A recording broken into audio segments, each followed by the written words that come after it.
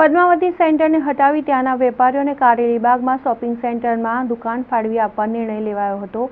જો કે આ નિર્ણય બાદ પદ્માવતી સેન્ટરની 289 દુકાન અને ઓફિસને 15 દિવસમાં ખાલી કરવા પાલિકાએ નોટિસ ફટકારી છે। વિધાનસભાના મુખ્ય દંડક અને રાવપુરાના ધારાસભ્ય બાલકૃષ્ણ શુક્લે શહેરને હેરિટેજ સિટી તરીકે વિકસાવવામાં પહેલ કરી છે। ટીમ વડોદરા મારફતે શહેરને હેરિટેજ સિટી બનાવવા તજજ્ઞો પાસે સૂચનો મેળવ્યા હતા, જે અંતર્ગત ન્યાય મંદિરની આસપાસના વિસ્તારને હેરિટેજ સ્ક્વેર તરીકે ઊભું કરવાની તૈયારી શરૂ કરાઈ છે। પાલિકાની માલિકીને પદ્માવતી સેન્ટરને હટાવવાનો નિર્ણય લેવાયો છે અને તાજેતરમાં સ્થાયીની બેઠકમાં પદ્માવતી સેન્ટર હટાવી ત્યાંના વેપારીઓને અન્યત્ર દુકાનો ફાળવણી કરવાના કામને મંજૂરી અપાઈ છે। જો કે આ નિર્ણયને લીધા બાદ પાલિકાએ પદ્માવતીની 289 દુકાનો અને ઓફિસને ખાલી કરાવવા નોટિસ આપી છે। જૂના ન્યાય મંદિરની આસપાસના વિસ્તારને હેરિટેજ સ્ક્વેર બનાવવા તંત્ર મક્કમ બન્યું છે। આ મામલે પાલિકા તરફથી હાઈકોર્ટમાં કેવિયેટ દાખલ કરાઈ છે અને હાલમાં પદ્માવતી સેન્ટરનો મામલો ગરમાયો હતો। વર્તમાન પત્રોમાં પદ્માવતી એસોસિએશને દુકાનો તોડવામાં વાંધો ન હોવાથી જાહેરાત આપતા વિવાદ થયો હતો અને દુકાનધારકોએ એક દિવસ દુકાનો બંધ રાખી વિરોધ કર્યો હતો। પહેલા વૈકલ્પિક વ્યવસ્થા કર્યા બાદ દુકાનો તોડવાની કાર્યવાહી કરવા માંગ કરી હતી। બીજી તરફ દુકાનધારકો કાનૂની કાર્યવાહી કરે એ પહેલા મ્યુનિસિપલ કમિશનરે હાઈકોર્ટમાં કેવિયેટ દાખલ કરી છે।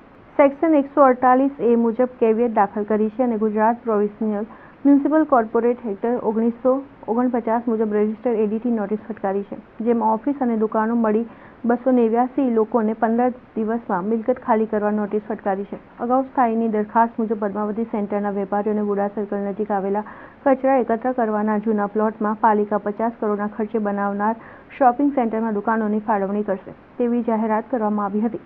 દરખાસ્ત મુજબ શોપિંગ સેન્ટરમાં વેપારીઓને 28,000 ચોરસ મીટરના ભાવે બાંધકામ પ્રમાણે દુકાનોની ફાળવણી કરવામાં આવશે, અંદાજે કરી આપવામાં આવશે તેવું નક્કી કરાયું હતું।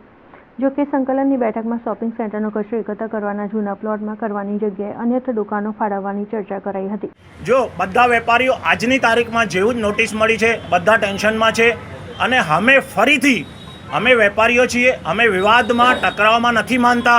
અમારું જો વટાઘટોથી સારી રીતે અને સામે 3 ઉચ્ચ લેવલના અધિકારીઓ છે, એક જે MLA શ્રી છે, બીજા સ્ટેન્ડિંગના ચેરમેન શ્રી છે અને કમિશનર શ્રી છે, એમના પર ભરોસો રાખીને ચાલ્યા છીએ। અમે પૂરો વિશ્વાસ છે અમારી સાથે અન્યાય નહીં થાય, અમારા સમાજ સાથે અન્યાય નહીં થાય। ફરીથી હું કહેવા માંગીશ આ વાત આપના સાથી મિત્રો સુધી કે અમારી વાત ઉપર સુધી જાય અને અમને અમારો ન્યાય જે છે, અમારી જોડે જે કમિટમેન્ટ થયેલું છે એ પૂરું કરવામાં આવે। વિશ્વાસઘાત અત્યારે નહીં કહી શકું હું હાલમાં।